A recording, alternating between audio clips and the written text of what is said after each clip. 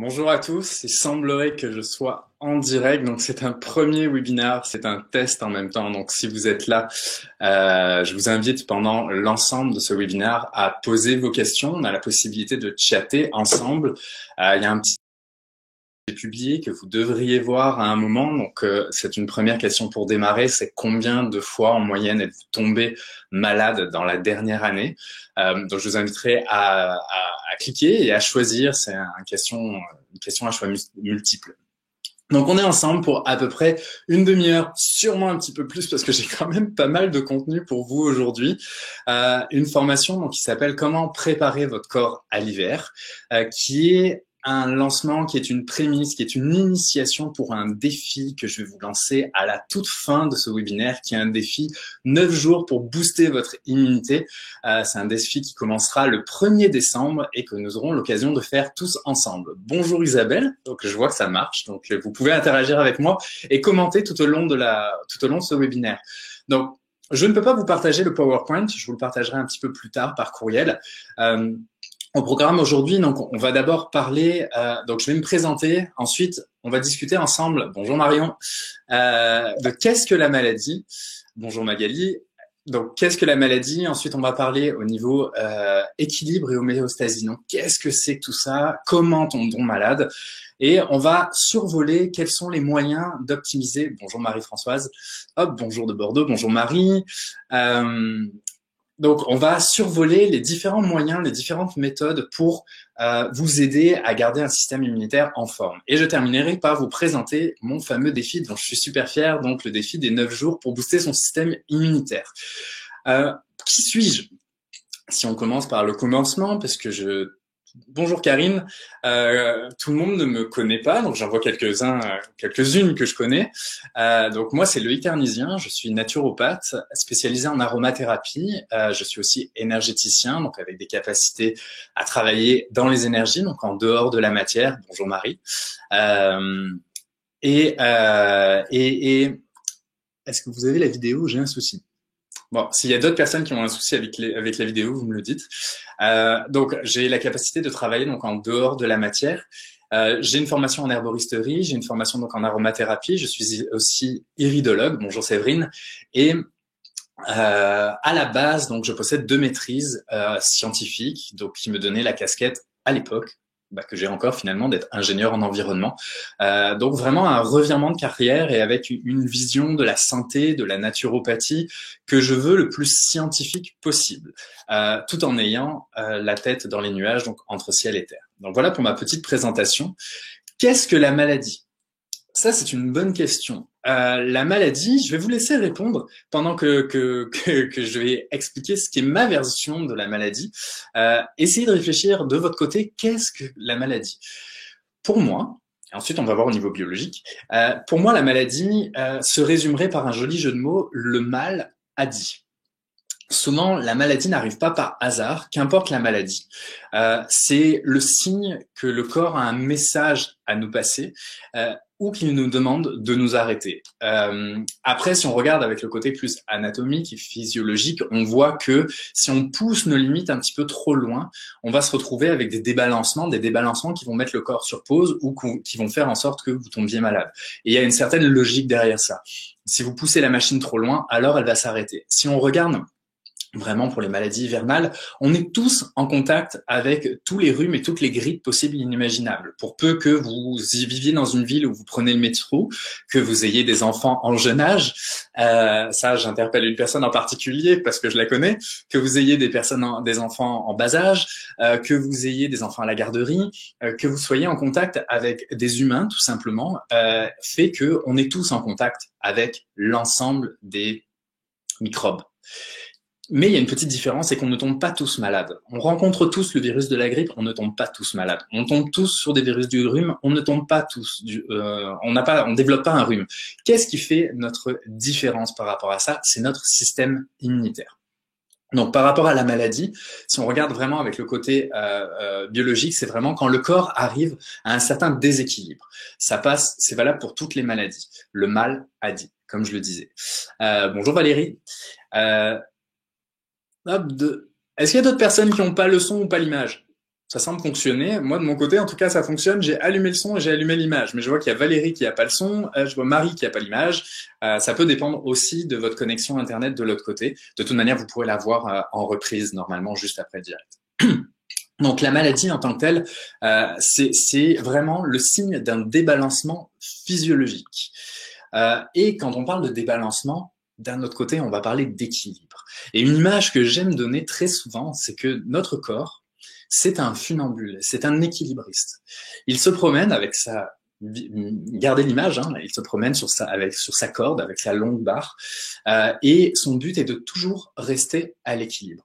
Votre corps, il ne fait que ça. Sa mission première, c'est survivre, c'est de vous reproduire, parce que c'est la mission première du corps humain, c'est de reproduire l'espèce. Et donc, son rôle, c'est d'essayer de garder l'équilibre. Et il est constamment attaqué pour être en déséquilibre. Si je prends l'exemple que nous allons avoir demain au Québec, où on va atteindre en ressenti les -12, alors que nous avions 12 il y a quelques jours, c'est une agression, c'est un déséquilibre. Et donc le corps, lui, va devoir mettre en place des systèmes pour chauffer ou pour faire en sorte que la circulation sanguine soit réduite au niveau de la surface de la peau, au niveau de l'extérieur, parce que si le sang passe trop au niveau de la peau, alors qu'est-ce qu'on va avoir? On va avoir un refroidissement du sang, etc. Donc tout ça, c'est plein de mécanismes. En fait, prenez votre corps comme une machine qui est la plus performante du monde, avec plein de capteurs de tous les bords, et son but, c'est de rester à l'équilibre. Et donc, on est en permanence en train d'essayer de garder cet équilibre-là qu'on appelle l'homéostasie. L'homéostasie, c'est l'équilibre dans le corps. Donc, quand on est à l'équilibre, on est en homéostasie. Là, on va avoir un déséquilibre. Là, il y a deux options. Soit le corps va compenser, donc on va essayer de se remettre droit en compensant de l'autre côté. C'est un petit peu l'image que je vous ai donnée, ou les outils. Par exemple, quelqu'un qui est très stressé, le corps, plutôt que de se détruire avec le stress, va créer du cortisol, etc., etc. Donc il y a plein d'outils. Quand il fait chaud, par exemple, un outil tout simple, le corps, il va suer. Donc c'est un outil pour remettre l'intérieur à l'équilibre. Ensuite, on va se retrouver avec donc cette option-là de compensation, ce qui fait que nous restons en santé, ou nous allons basculer dans le déséquilibre. Et là, c'est quand on essaie qu'on reste un petit peu penché, et là, c'est là que vont se développer des maladies qui peuvent amener jusqu'à la mort. Évidemment, on ne le souhaite pas, mais c'est comme ça que ça fonctionne. Est-ce que vous avez compris vraiment cette notion qui est vraiment très importante? C'est la fonction d'équilibre, de l'homéostasie. C'est comme une balance. D'un côté, on a des agressions, de l'autre côté, on a des moyens de compenser. Et si on regarde bien, si on revient à notre système immunitaire, on a des agressions qui vont être des bactéries, qui vont être de la température, qui vont être du travail, du stress, des choses qui viennent de l'extérieur, et on va avoir des défenses. Et dans ce cas-là, ça va être nos défenses immunitaires. Les défenses immunitaires, c'est vraiment, et je prendrai des images. Et je pense qu'il y a des... Alors, je sais que c'est pas très connu au Québec, pourtant c'est une coproduction Québec-France, mais tout Français qui se respecte et qui regarderait ce webinaire devrait connaître La Vie, le dessin animé La Vie. Je vais pas vous chanter le générique, mais en tout cas moi ça me parle beaucoup. Le dessin animé, donc La Vie, c'est, si on prend le système immunitaire, ça va être les petits... Alors, j'ai les dessins là, mais vous vous souvenez des petits bonhommes blancs là, qui avec leur part pour aller taper. Ça, c'est une partie du système immunitaire. On va avoir aussi les espèces, la batte. Merci Marion. La batte pour taper. Je vois que c'est vraiment pas mal. C'est bien. Le direct est super. Il n'y a pas trop de décalage. On va avoir aussi les petits vaisseaux. Les petits vaisseaux, je vais faire travailler votre mémoire. Les petits vaisseaux dans lesquels se promènent les deux héros et qui vont ouvrir et lâcher tout un tas de petits personnages qui sont des anticorps. En fait, si on prend cette image-là, le système immunitaire, c'est ça. C'est votre armée. Et je trouve que ce dessin animé, si vous avez l'occasion de le regarder juste après, vous verrez à quel point c'est fascinant. C'est un système qui est complexe. Je rentrerai pas dans les détails ici, je rentrerai plus dans les détails dans le défi pour vraiment rentrer plus en profondeur dans la compréhension du système immunitaire. Là, voilà, c'est ça, il était une fois la vie, Isabelle. Sur le système immunitaire, je pense qu'il y en a plein qui vont aller le googler juste après puis qui vont aller regarder l'épisode. Ça ne me surprendrait pas. Et donc, c'est ça, votre système immunitaire, lui, il a plusieurs étapes. Déjà, à la base, le corps est protégé par la peau, par les muqueuses qu'on va avoir au niveau du nez, au niveau de la bouche. Et ça va déjà alerter le système immunitaire. Quand vous allez avoir une bactérie ou quelque chose qui va pénétrer à l'intérieur des muqueuses ou pénétrer à l'intérieur de la bouche, si je prends cet exemple-là, ben là, il y a déjà des messagers qui vont envoyer un message au système immunitaire pour dire attention, attention, là, il y a quelqu'un qui rentre. Va falloir se préparer. Et il y a déjà des attaques. Par exemple, on va se retrouver à l'intérieur de la bouche avec certains composés qui vont être bactéricides, etc., etc. Le système immunitaire est très complet, mais voyez-le vraiment comme une armée. Et cette armée-là, elle peut être amoindrie. Et c'est un petit peu toujours l'image du funambule. C'est que votre corps, il va devoir rester à l'équilibre. Et certaines fois, on va lui apporter des causes de débalancement et il va devoir faire des choix. Et ces choix-là vont être au détriment de certains composés à l'intérieur du corps. Et le système immunitaire peut en faire partie. Si je donne un exemple, les personnes qui vont être... Donc, c'est un des facteurs de débalancement du système immunitaire, les personnes qui vont être très stressées, par exemple. Le stress... On va pas rentrer dans les détails, il y a le stress aigu, il y a le stress chronique. Le stress chronique, c'est plus celui-là qui m'intéresse. Le stress aigu, c'est il y a une voiture qui veut vous rentrer dedans, là va falloir bouger tout de suite pour vous sauver la vie. Celui-là, il m'intéresse un petit peu. Hein. Celui-là, il nous sauve la vie, donc il est cool. Le stress chronique, c'est celui que nous vivons quand même dans nos sociétés de manière très très très récurrente. Et ce stress-là va créer du cortisol, donc de la cortisone naturelle qui est créée par nos surrénales. Et elle a pour effet souvent de dire au système immunitaire, écoute, je suis là, je fais le travail, tais-toi. Sauf que qu'est-ce qui nous protège? C'est le système immunitaire. Le système immunitaire, il nous protège des rhumes, des grippes, mais il nous protège aussi des cancers. Donc le stress est un facteur de déséquilibre qui fait que le corps, il va sécréter, et à cause du stress, il va sécréter de la cortisone, du cortisol pour essayer de rester à son équilibre, mais au détriment du système immunitaire. Et c'est vraiment cette image-là que je voudrais que vous gardiez en tête dans cette mini-formation, c'est que le système immunitaire est, comme tous les autres systèmes du corps, peut être impacté par nos débalancements. Alors, il y a des choses sur lesquelles on a des impacts, on en a beaucoup, hein, le système immunitaire. D'ailleurs, par curiosité, là, comme je vois que c'est quand même pas mal en direct, je vais regarder le sondage. Est-ce que vous l'avez vu, le sondage? Bon, quand même, pas mal. Il y a 4 réponses, il y a 2 personnes qui sont entre 0 et 1. 0 et 1 maladie par année et 2 personnes entre 2 et 3. 2 et 3, ça commence à faire un peu beaucoup, surtout si on s'approche du 3. Plus de 3, moi, ça m'arrive quand même assez régulièrement de voir ceci en rendez-vous. Plus de 3, c'est vraiment un gros débalancement du système immunitaire. Et si on veut aller encore plus loin, c'est les personnes qui vont avoir des maladies auto-immunes. Marion, alors je ne sais pas de ton côté où tu peux voir le sondage. Moi, je sais que du mien, j'ai comme plusieurs cases. Peut-être que les personnes qui ont répondu au sondage, vous pouvez répondre à Marion, parce que je vois pas comment est-ce que ça apparaît de votre côté. Et après, on va avoir un débalancement du système immunitaire qui va être peut-être un petit peu plus intense sur les maladies auto-immunes. Donc, est-ce que vous avez compris vraiment bien cerner cet équilibre? Le système immunitaire dessine aussi notre terrain. Oui, sauf que ça dépend ce que l'on appelle terrain aussi. Parce que si on appelle terrain le côté génétique, l'épigénétique a déjà bien montré que les gènes sont modulables en fonction de notre mode de vie. Donc, terrain, oui, mais un terrain peut se modifier, peut bouger, peut évoluer. Prenez un exemple. Quelqu'un qui a un excellent terrain au niveau du système immunitaire, mais qui va manger que du junk food, qui va être stressé comme pas permis et qui va boire des tonnes de boissons sucrées. Il a beau avoir un terrain qui est top dans son système immunitaire, ça n'empêchera pas d'avoir un système immunitaire qui est down. C'est vraiment ce que je veux vous montrer par rapport à ça. Donc oui, Séverine, le point est vrai. Le point est intéressant. Avec une épigénétique, on observe que le mode de vie peut débalancer des terrains. Donc, c'est vraiment important de le regarder. Merci, coach. J'espère que je suis pas trop militaire. Mais c'est vraiment garder cette vision-là. C'est qu'on peut avoir un terrain très bas, mais si on a un mode de vie qui est excellent, ça ne veut pas dire qu'on va pas avoir un bon système immunitaire et inversement. Donc, le système immunitaire, comme je le disais, il peut être impacté par différentes choses.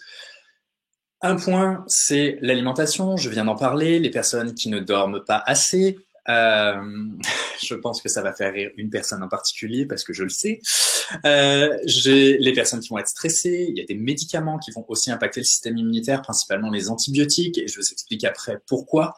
Le manque d'activité physique qui va aussi atténuer le système immunitaire, le manque de sommeil, je l'ai dit, évidemment la cigarette, le surpoids et certaines maladies qui impactent le système immunitaire. Alors, je vois qu'il y a Qui ne dort pas assez? Oh, je ne sais pas, Marion. Je ne sais pas du tout. Je ne parle de personne en particulier dans ce forum en ce moment. Qui ne dort pas assez? Donc, c'est la question de Marion. Est-ce qu'il y a d'autres personnes est-ce qu'il y a des personnes qui ne dorment pas assez et qui regardent ce petit direct, ce webinaire? Donc, les antibiotiques, pourquoi? C'est parce qu'on oublie souvent que à l'intérieur de nos intestins, on a notre fameux microbiote. Vous le savez, pour ceux qui me suivent sur ma page Facebook, le microbiote, c'est mon dada, c'est l'ensemble des bactéries qu'on va avoir dans le corps humain et qu'il y en a plus que de cellules du corps humain, donc on est plus bactérien qu'humain, et elles vont vraiment travailler avec le système immunitaire. Sauf que quand on prend des antibiotiques, ça débalance complètement nos microbiotes et c'est pour ça que souvent, par exemple en France, on va donner de l'ultralevure, on va donner normalement au Québec des probiotiques pour essayer de refaire la flore intestinale qui va nous aider au niveau immunitaire. D'ailleurs, petite astuce pour les personnes qui vont dans le sud, alors le sud, pour les Québécois ou pour les Canadiens, je ne sais pas qui me regarde, ça va être le Mexique, Cuba, etc. Pour les Français, le Sud, on va parler plus de voyages au niveau de la Tunisie. Ça, c'est bien important de faire une petite cure avant de probiotiques pour booster votre flore intestinale. Voilà pourquoi les antibiotiques, qui, oui, vont attaquer les bactéries dans le corps, mais de manière non sélective, à la différence des huiles essentielles, vont aussi détruire toutes les bactéries que vous allez avoir dans les intestins. Donc, au final, oui, vous allez moins être malade, vous allez soigner un rhume ou une grippe, mais au final, vous allez être complètement débalancé, puis ça ne veut pas dire que 3, 4, 5, 10 jours après, vous n'allez pas retomber malade.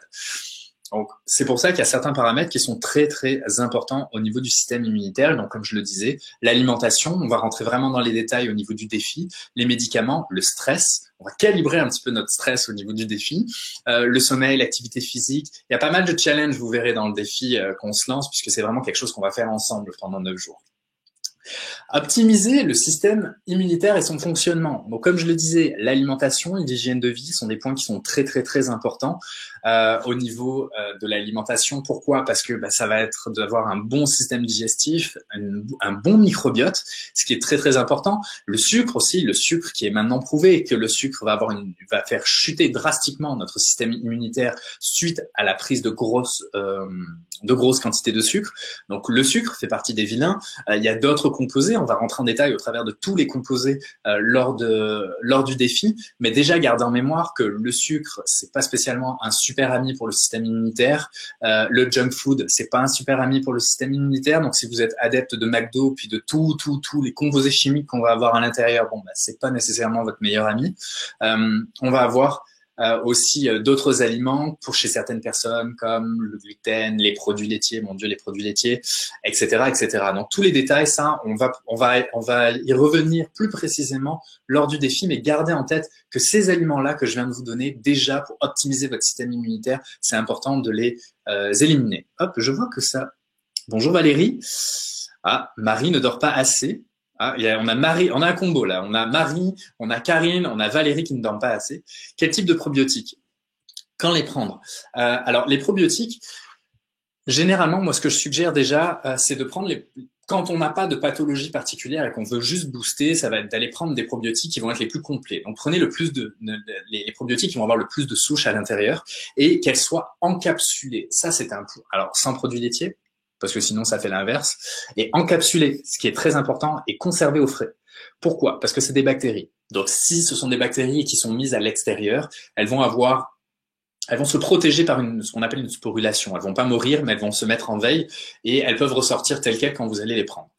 Si vous les prenez en yaourt ou en yogourt, c'est du produit laitier et l'estomac est à un pH très acide. Et les bactéries sont faites pour un intestin qui a un pH basique, alcalin. Si vous mettez des bactéries à pH alcalin dans un état acide, il n'y a pas grand-chose qui va passer. Donc ça, c'est très important. Puis là, je ferai une petite dédicace. Il ne me regarde pas à mon professeur de microbiologie en IUT qui avait réussi à porter plainte contre Actimel, donc qui est une marque de yaourt française, comme publicité mensongère, et il avait réussi parce que justement la promotion de ce yogourt-là, c'était que on prenait des milliards de probiotiques en consommant son Actimel, et il avait justement réussi à prouver qu'il n'y avait pas grand-chose qui rentrait dans l'intestin puisque tout était tué dans l'estomac. Donc pour répondre à Marion, 1, encapsulé, 2, Pourquoi encapsulées? Parce qu'elles vont directement se libérer dans les intestins et donc rester dans la capsule en fait au niveau de l'estomac. La plus grande quantité en fait, quand on est vraiment dans quelque chose qui n'est juste pour de l'entretien, et 3 conservées au frais parce que c'est important, vous allez les avoir vivantes. Quand les prendre? Ça dépend vraiment de chaque marque. Moi, ce que je suggère, parce que je trouve ça plus logique, c'est de les prendre le soir avant d'aller se coucher. Parce que vous n'allez plus manger pendant normalement 8 heures à peu près, ça dépend des gens. Donc pendant 8 heures, même si l'intestin se met un petit peu en veille, la digestion va quand même avancer, ce qui va permettre aux bactéries d'aller se déposer à l'intérieur de la paroi du système digestif. Si vous la prenez le matin et que vous mangez après, ça va aller trop vite, puis ça va sortir comme si c'était comme c'est rentré. Donc Marion, moi ce que je suggère, c'est vraiment ça. C'est Bioca vegan. Alors, je ne connais pas la version vegan, mais si on est dans un Bioca Marie qui est encapsulé et qu'il n'y a pas de produits laitiers, c'est pas un souci. Par contre, si on se retrouve vegan, donc il ne devrait pas y avoir de produits laitiers, mais c'est important de regarder à ce que ce soit encapsulé. Hop. Il faut que je regarde, il faut que je scroll pour essayer de voir vos commentaires. Je pensais que ça défilerait tout seul. Donc voilà pour les questions. S'il y en a d'autres, n'hésitez pas. Je trouve ça vraiment cool d'interagir avec vous. Optimiser, donc booster son système immunitaire. Donc je vous le disais, on va éviter la junk food, on va éviter les sucres. Il y a certaines vitamines, on rentrera un petit peu plus dans le détail dans le défi, comme la vitamine D, la vitamine C, la vitamine B, etc. Donc quand on a une bonne alimentation, c'est important quand même pendant l'hiver de booster en vitamines, parce qu'on le sait maintenant dans les aliments, on a beaucoup moins de vitamines que ce qu'il y avait à l'époque. Les fruits ne sont pas coupés à maturité, ils vont être transportés, etc., etc. Donc il y a tous ces paramètres-là. Et on va éviter certains aliments, comme je le disais, comme les produits laitiers, qui sont générateurs de mucus, et c'est pas nécessairement ce qu'on veut, avoir du mucus quand on se retrouve avec je voyais, j'ai vu ta question Marion, ça m'a comme coupé. Donc le mucus, oui, quand on a un rhume et qu'on veut éliminer le mucus, si on prend des produits laitiers qui génèrent du mucus, on va pas s'en sortir. Donc ça fait partie des aliments qu'on va éviter. Alors pour les enfants, il n'existe pas de capsule. C'est une bonne question, Marion. Pour les enfants, j'ai cru déjà voir passer ça auprès de mes fournisseurs, donc je pourrais fouiller pour renseigner. Les enfants, de toute manière, le meilleur probiotique qu'on peut leur donner, c'est l'allaitement maternel, vu que ça va booster leur système immunitaire et qu'en tétant la peau de la maman, il y a des bactéries qui vont réussir à passer, et parce que c'est magique, la paroi intestinale a beaucoup moins d'impact dans ces cas. Les intestins l'estomac, je vais y arriver, a moins d'impact dans ces cas-là, ce qui permet d'ensemencer le système digestif des enfants. Donc, et puis pour les enfants aussi, si on veut aller encore plus loin, on peut aller dans le kombucha, on peut aller dans les lactofermentations. Je sais, Marion, que tu es adepte des lactofermentations.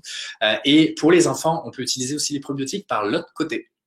Donc, chez les adultes aussi, ça se fait aussi par voie intravaginale chez les femmes, ça se fait par suppositoire aussi chez les adultes. Je sais que c'est moins tendance au Québec, les suppositoires, mais c'est aussi un moyen de pouvoir donner des probiotiques aux enfants et à ceux qui n'ont pas envie de prendre de gélules.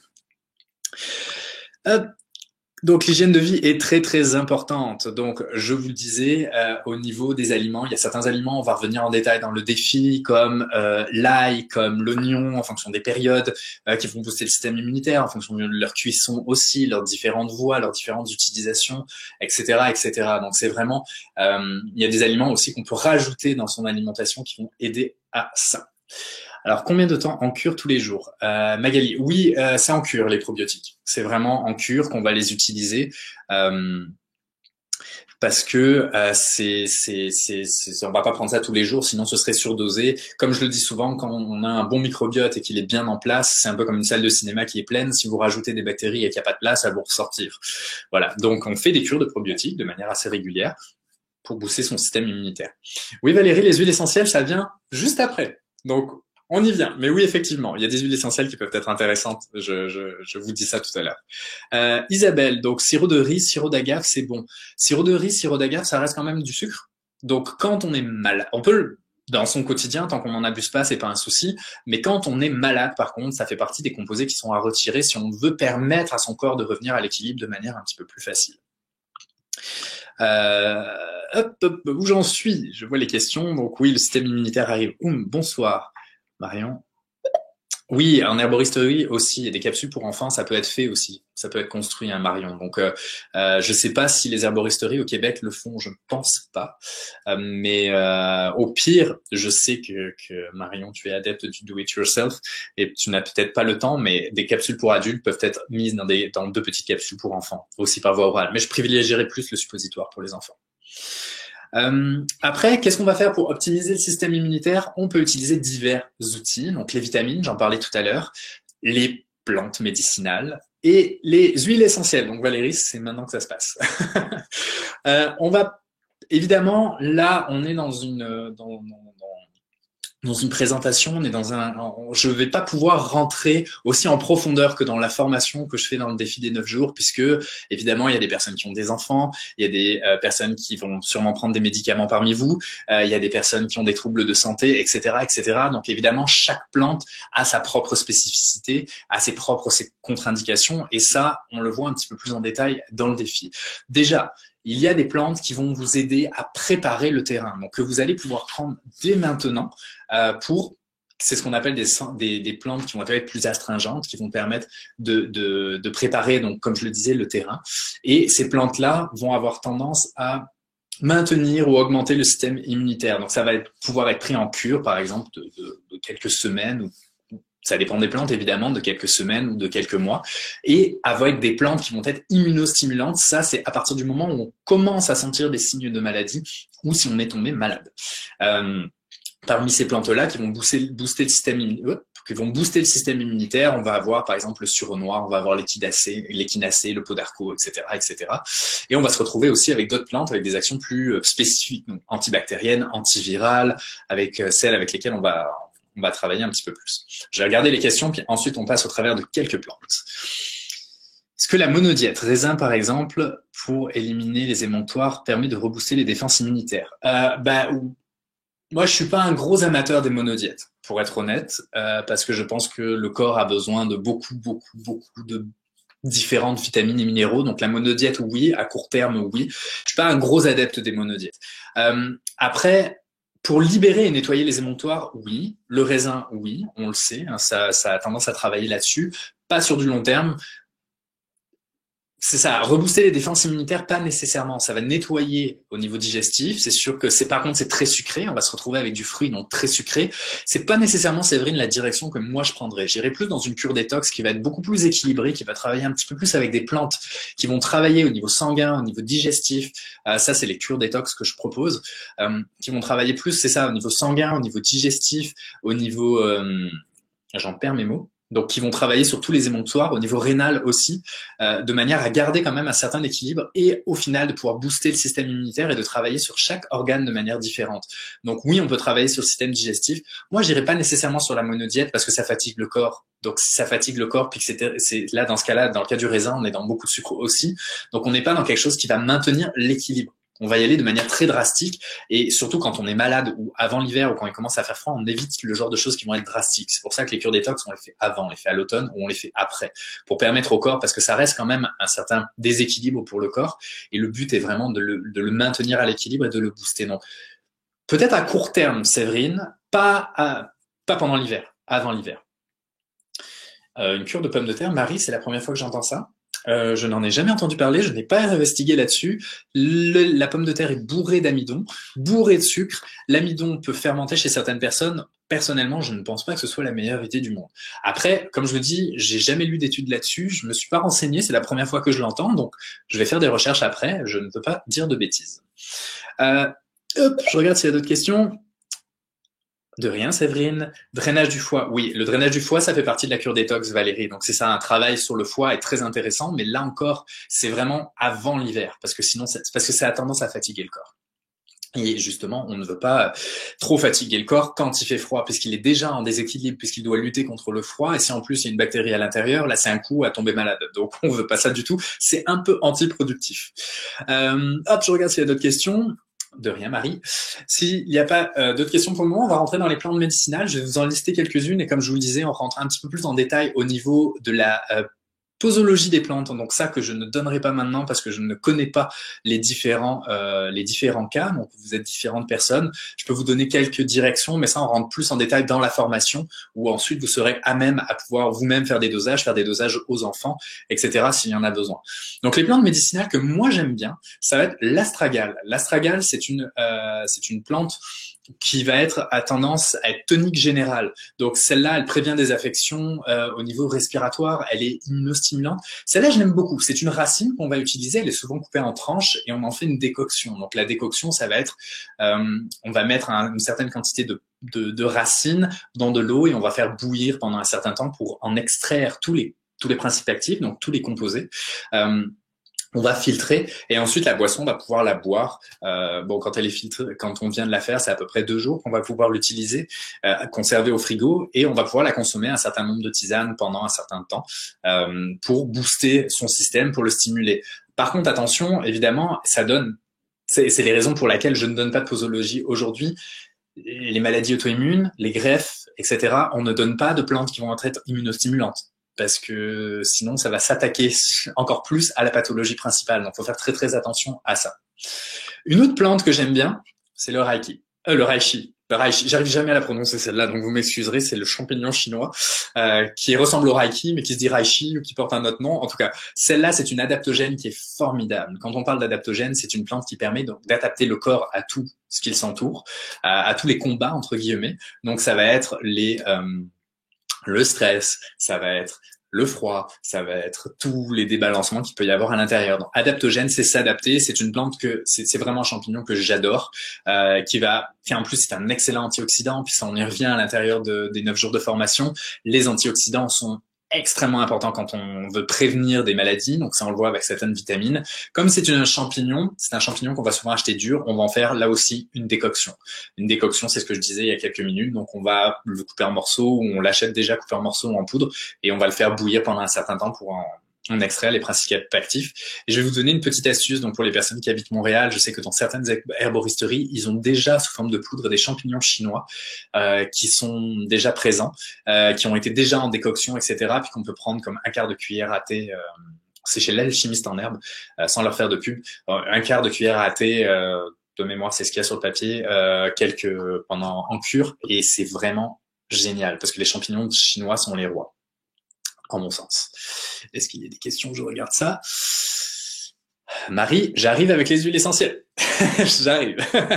On continue avec les plantes médicinales. J'aime aussi beaucoup le sureau, donc j'en présente plus lors du défi. J'aime beaucoup le sureau parce que il est bourré d'antioxydants, il est antihistaminique, donc il travaille aussi sur un débalancement au niveau du système immunitaire, mais plus au niveau des allergies. Expectorante, donc il va permettre de nettoyer, de dégager au niveau des bronches. Là, on va utiliser soit les baies, soit les fleurs, qui vont être plus mis en tisane. Donc ça, c'est une plante que j'aime beaucoup. Je terminerai par... Ah non, j'ai encore 2 plantes. Une plante, évidemment, que j'adore, puis une plante qui me rappelle là d'où je viens. Le thym. Le thym, évidemment, la tisane de thym, qui est vraiment, vraiment, vraiment une stimulante, une antivirale, une antibiotique, une antifongique, une anti-inflammatoire, une décongestionnante. Bref, le thym, la tisane de thym, c'est une plante qui est géniale. Attention pour la grossesse, les problèmes de thyroïde, etc. Donc, comme je vous le dis, on rentre un petit peu plus en détail là-dedans lors du défi. Et la dernière, mais non la moindre, l'échinacée.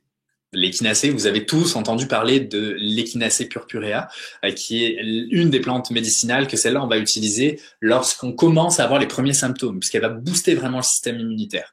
Donc, dès les premiers symptômes, on fait une grosse shot d'échinacée pour booster le système immunitaire, pour qu'il commence à combattre avec encore plus de force ce qui vient d'arriver. Et c'est une des plantes que l'on peut avoir en racine, donc on l'utilise aussi en décoction. On peut parfois utiliser les fleurs, mais moi je préfère vraiment la racine. Et petite astuce, quand vous achetez de l'échinacée, assurez-vous, en fait, c'est mieux si elle est sous forme de teinture mère, parce que les principes actifs vont avoir été récupérés sur la plante fraîche, donc c'est toujours plus efficace. Je termine avec les plantes et je réponds à vos questions. On a l'ail. L'ail qui est une plante formidable, on a le ginseng, ou ginseng, on a donc le pot d'arco, etc. Donc tout un tas de plantes.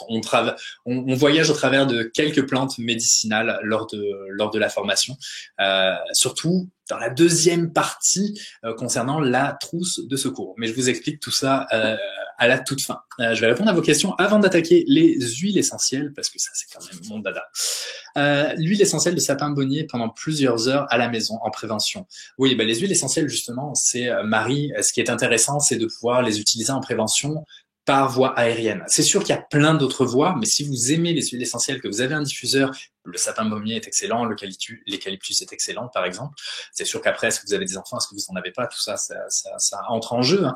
Mais en règle générale, c'est des plantes qui vont permettre de désinfecter l'air. Et donc ça, par contre, c'est génial si vous avez quelqu'un qui est malade à mourir à côté de vous et que vous avez envie au moins de désinfecter l'air ambiant. Ça fait pas. Les huiles essentielles sont très intéressantes pour ça. La décoction peut-elle se réchauffer? Une décoction, en général, bah, c'est sûr que c'est déjà meilleur de la consommer chaude. À partir du moment où les principes actifs ont été extraits, oui, vous pouvez la réchauffer, mais on évite au micro-ondes. Voilà, Isabelle. Oui, chez l'alchimiste en herbe. Alors, les huiles essentielles, je vais vous en donner quelques-unes que j'adore. Évidemment, là, je ne donne aucune posologie parce que les huiles essentielles peuvent être mal utilisées, surtout chez les enfants. Donc ça, les huiles essentielles, on rentre aussi en détail dans le défi des 9 jours et plutôt à la fin, dans la deuxième partie, donc comme je le disais, au niveau de la trousse de secours. L'origan, que vous pouvez déjà utiliser en tisane. L'origan sous forme d'huile essentielle, c'est genre ma préférée. Non, c'est pas ma préférée, il y a la menthe poivrée d'abord parce qu'elle a très bon goût. L'origan, c'est infâme au niveau du goût. Mais l'origan, c'est une anti-infectieuse super puissante avec un très large spectre. Ça va travailler au niveau respiratoire, au niveau intestinal, au niveau urinaire, au niveau nerveux, au niveau sanguin, bref. C'est vraiment une des huiles anti-infectieuses qui est super intéressante. On va l'utiliser pour les problèmes respiratoires, bronchiques, mais on peut aller même jusqu'aux névralgies, etc., etc. Donc, c'est vraiment une des huiles les plus puissantes, en mon sens, concernant le système immunitaire. Attention, il y a beaucoup de contre-indications concernant l'origan. Donc ça, on en vient en détail dans la deuxième partie du défi, au niveau de la trousse de secours. La deuxième huile essentielle que j'aime, puis celle-là est un petit peu plus commune, c'est l'eucalyptus radié, Eucalyptus radiata, qui est chargé en 1,8 cinélol, qui est un composé que l'on aime utiliser pour tout ce qui est troubles respiratoires. Donc c'est une grande anti-infectieuse, c'est une grande antibactérienne et c'est une antivirale. Et si vous êtes atteint d'un virus, les huiles essentielles sont très puissantes au niveau viral. Contrairement à souvent ce qu'on nous dit quand on va chez le médecin, c'est un virus, vous avez qu'à attendre. Non, au niveau des huiles essentielles, on a vraiment la possibilité de travailler en profondeur sur les virus sans débalancer, aussi au niveau bactérien, le système digestif. Alors, on va aussi l'utiliser comme expectorante l'eucalyptus. Donc, c'est intéressant de la respirer aussi à ce niveau-là. Il y a aussi des contre-indications, elles sont pas énormes, mais il y en a quelques-unes si on les utilise à des doses qui ne sont pas physiologiques, bien évidemment. Hop. Je vois qu'il y a plein de questions, j'arrive. Je termine avec les huiles essentielles et je réponds à vos questions. Il y a le titui. Le titui, c'est l'autre huile essentielle que j'aime beaucoup avec un terpène 1-ol 4. Donc, dans les composés un petit peu chimiques, c'est aussi majeure anti-infectieuse. On l'utilise beaucoup, antibactérienne à large spectre d'action. Donc, si on rentre sur le côté microbien, gramme plus, gramme moins, etc. Donc, tout ça peut être attaqué par le titui. Et on va l'utiliser aussi pour toutes les infections ORL, bronchite, purulente, par exemple. C'est vraiment une des utilisations, tout ce qui est au niveau pulmonaire. Et je terminerai par la dernière, mais non la moindre, parce que celle-là, elle est utilisée avec des pincettes. On rentre aussi en détail dans le défi. Celle-là, je vous la présente, mais ce qui est sûr, c'est qu'on ne l'utilise pas sur les enfants, on ne l'utilise pas sur la peau, on ne l'utilise pas sur les femmes enceintes. Et j'ai presque envie de faire jouer à un jeu, c'est la cannelle écorce, la cannelle qui est vraiment une anti-infectieuse qui pour moi est aussi puissante que l'origan, antibactérienne à très large spectre. Là encore, on va l'utiliser vraiment sur tout un tas de maladies au niveau ORL et bien plus que ça. Et elle demande quand même d'être utilisée avec de grandes précautions. Donc attention avec la cannelle. J'en ai fini avec les huiles essentielles. Avant de vous présenter le défi, je vais juste regarder. Bonsoir. Connais-tu les endroits où trouver des sites recommandés du Reiki en France? Du Reishi. Vous voyez, je suis incapable de prononcer ce mot-là. Non, je ne sais pas, Sylvie. Et ça fait partie des choses que je souhaite commencer à investiguer puisque je commence à développer ma clientèle en France, à Paris et dans d'autres régions pour les personnes qui me suivent. Et donc, j'ai besoin de trouver de bons fournisseurs. Donc, si je trouve ça, Sylvie, j'hésiterai pas à vous le mentionner. Je sens que je vais boire beaucoup de tisane.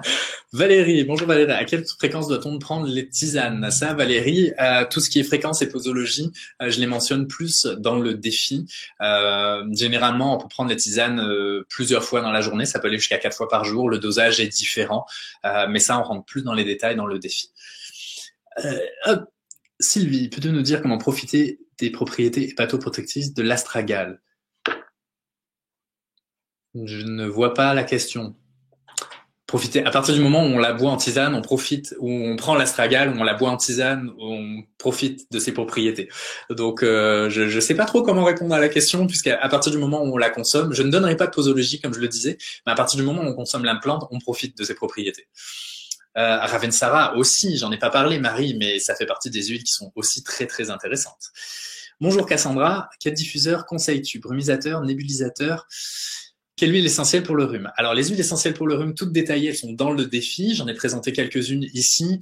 Pour le diffuseur, ce qui est intéressant, c'est sûr que c'est que ce ne soit pas chauffé. Brumisateur ou nébulisateur, ça dépend de la quantité que vous souhaitez diffuser, ça dépend de l'espace. C'est sûr que le nébulisateur est plus intéressant parce qu'il va prélever directement l'huile et c'est l'huile qu'il va nébuler, alors que le brumisateur, on met de l'huile dans l'eau et c'est ça qu'on va répandre. Je dirais que la seule différence, c'est la superficie. Avec un nébulisateur, on peut vraiment envoyer beaucoup plus, dans un espace beaucoup plus, un volume beaucoup plus grand qu'avec le brumisateur. Le brumisateur, on va avoir tendance à en remettre à chaque fois. C'est un peu la seule différence selon moi, parce que les deux ne sont pas chauffés. Le nébulisateur est certes meilleur parce qu'on n'a pas d'eau à l'intérieur. Voilà. Oui, effectivement, c'est un bon point, Maxime, ne pas confondre la Ravinsara et Ravensara. Donc ça, c'est un bon point. Hop, je continue. Donc, autre alternative, c'est des astuces. C'est toujours bon de les répéter. Hop, je perds. Se désinfecter les mains, qui est très, très important. J'arrive, Marie. Je reviens sur le défi. Je termine avec ça.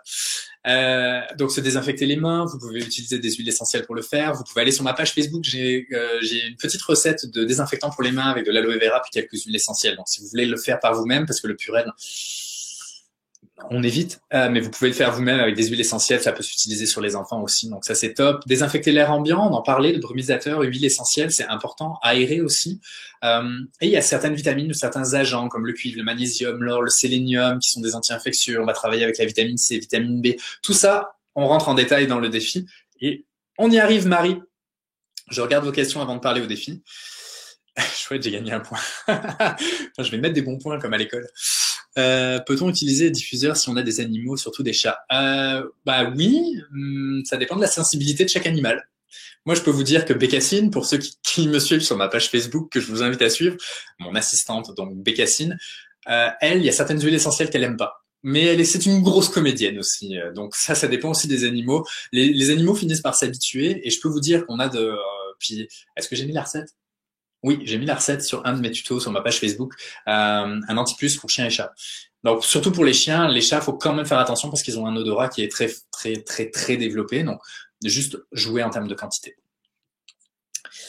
Hop, on rentre dans le défi maintenant. Je vous présente le fameux défi, puis je suis un peu excité de vous présenter le défi donc des 9 jours pour booster son système immunitaire. Donc oui, Marie qui connaît Bécassine.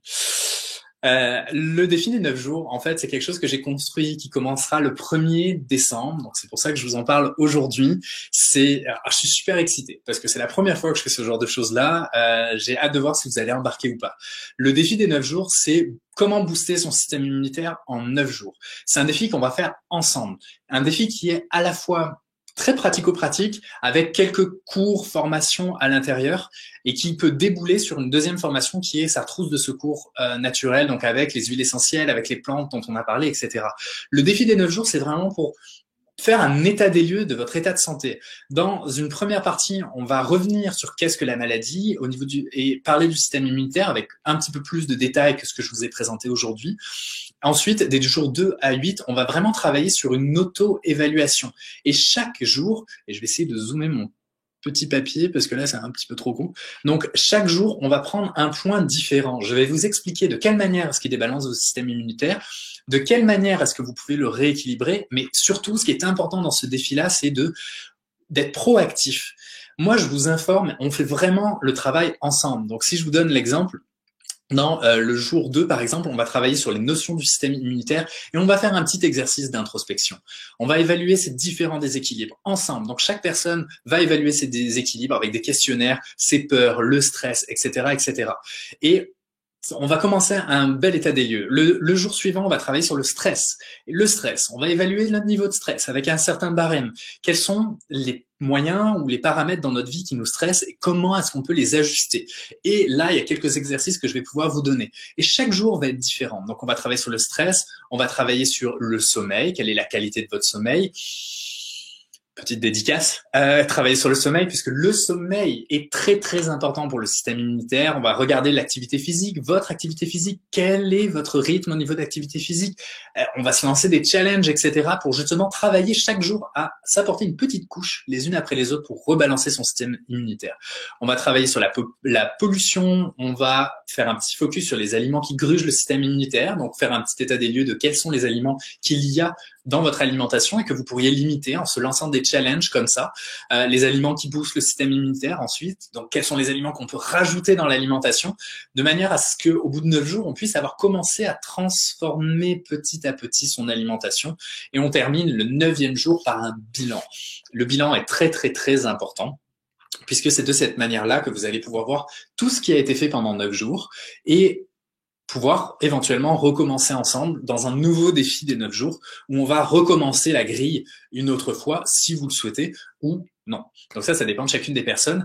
Et à la fin, vous aurez la possibilité de basculer sur une formation que je suis en cours de préparation qui est la trousse de secours naturelle dans laquelle il va y avoir ce dont je vous ai parlé, des plantes avec les posologies, des huiles essentielles avec les posologies, avec les risques, avec les conséquences, les vitamines et minéraux, avec leur utilisation, etc. pour rentrer un petit peu plus en profondeur. Donc, il y a à peu près 5 huiles essentielles à chaque fois, 5 plantes, 5 vitamines et minéraux qui sont importants à mes yeux pour construire votre trousse de secours qui est valable. Évidemment, là, on parle de rhume et grippe, mais qui pourra être valable sur tout un tas d'autres paramètres. Est-ce que vous avez des questions sur ce super défi? Je suis excitant. Ah, il est génial, mon désinfectant. Merci Isabelle. Ah, c'est la première fois que j'ai un retour sur mes tutos, donc c'est sympa. Merci. Donc, si comme Isabelle, vous voulez faire mon désinfectant pour les mains, ça se passe sur ma page Facebook. Alors, Marie, j'ai eu une méga sinusite l'hiver dernier, ma hantise. Je veux pas revivre ça. Oui, je peux comprendre, ça m'est arrivé avant que je sois officiellement naturopathe ou pendant comme 3 mois, j'ai toussé. Ça a été véritablement un enfer, puis je veux vraiment, vraiment pas revivre ça. Karine, c'est difficile quand on a des chats qui recament des croquettes toutes les nuits. Mais bon, ça, on parle d'un chat qui est un peu tannant. Si je peux me permettre, Karine. Un chat gourmand, tannant. Un chat qui des croquettes la nuit. Oh mon Dieu. Je pense que je l'enfermerai dans une pièce, mais il risque de se mettre à miauler.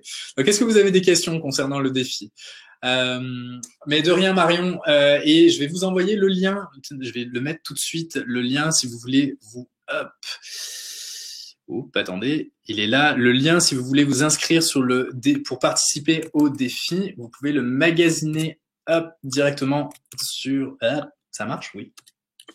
Il est là. Il est là, vous pouvez l'acheter directement sur ma boutique, sachant que les 10 premiers inscrits bénéficient de $20 de rabais, les 5 suivants de mémoire bénéficient de $5 de rabais. Vous avez juste à vous inscrire. Moi, je vais recevoir le courriel pour notifier en fait que vous êtes présent. Le défi va se dérouler avec des vidéos, il y a du texte, etc. Et le but, c'est vraiment de faire un suivi. Puis chaque jour, je ferai un live sur ma page Facebook pour dire là, moi, où j'en suis, et vous pourrez commenter, participer. Le but, c'est vraiment finalement qu'on s'entraide tous ensemble à booster son système immunitaire, qu'on apprenne ensemble et qu'on avance ensemble. Donc c'est vraiment un outil qui est très pratico-pratique. Et si vous avez tendance à tomber malade, souvent l'hiver, c'est vraiment quelque chose qui pour moi que j'ai construit pour ça, pour éviter de tomber malade. Donc n'hésitez pas, les 10 premiers bénéficient d'un rabais de $20, les 5 suivants d'un rabais de $5. Et voilà. Voilà, parce que je vois qu'il y a des questions. Et puis que j'ai dépassé clairement mon temps. Merci Loïc pour le partage. Les défis seront-ils disponibles en replay? Oui, bien sûr, bien sûr, bien sûr. Les défis sont disponibles en replay. Les défis, à partir du moment où ils sont mis en ligne, vous pouvez les commencer n'importe quand. Pas avant le 1er décembre, parce que c'est officiellement la date de lancement du défi Maxime. Mais ensuite, si vous voulez commencer le 2 décembre, vous pourrez commencer le 2 décembre. Moi, je trouve que c'est cool de le commencer tous ensemble en groupe, mais ce sera disponible après. On pourra recommencer, on pourra le refaire, etc., etc. Donc ça, il n'y a pas de souci là-dessus. Tout est disponible sur mon site. S'il n'y a pas d'autres questions sur le défi, Je vous remercie, je remercie aux 40 personnes qui ont été là au niveau statistique, c'est quand même vraiment super. Je remercie les personnes qui vont revoir cette vidéo en reprise. Et je suis content de voir quand même qu'il y a 9 personnes qui tombent malades de 2 à 3 fois. Donc les 9 qui sont là, je vous invite à faire le défi pour éviter de tomber malade. On va travailler ensemble là-dessus. Le défi commence le 1er décembre. 1er décembre, donc ça laisse un petit peu de temps. Vous pouvez déjà vous abonner et vous recevrez toutes les informations et les suivis sur ça. On commence ensemble le 1er décembre. Super Valérie, on aura le temps d'en reparler.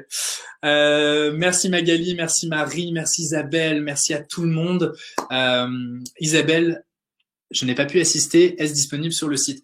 Normalement, les personnes qui n'ont pas pu assister au tout début, vous allez recevoir un courriel par le site du webinaire qui va vous envoyer la vidéo, vous allez pouvoir la regarder en reprise, donc dans quelques minutes, puisque je vous remercie vraiment du fond du cœur d'avoir été là, de m'avoir écouté, c'est toujours un plaisir. Et je vous invite à participer au défi.